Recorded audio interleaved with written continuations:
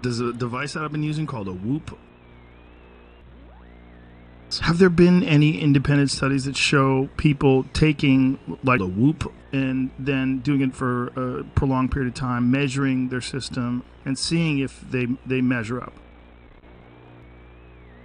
So all the people that are thinking that they're doing a Whoop, you can have the exact same response. That's bananas.